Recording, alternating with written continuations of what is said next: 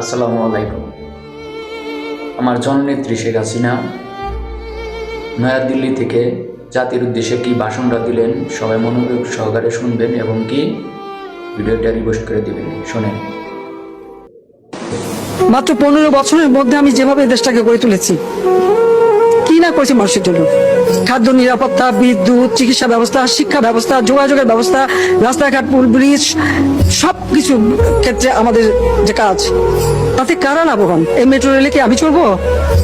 দিন রাত অক্লান্ত পরিশ্রম করেছি। আমি তো দেশের মানুষের জীবনমান উন্নত করতেই তো কাজ করে যাচ্ছি এবং করেছি। তো এটা তো অস্বীকার করতে পারবে না কেউ।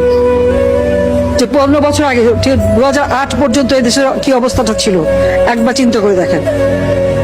আর আজকে বাংলাদেশ উচ্চ ধাপে উঠে গেছে, সেখান থেকে নামাতে হবে কেন? আমার প্রশ্ন সেটাই। জানি না প্রশ্ন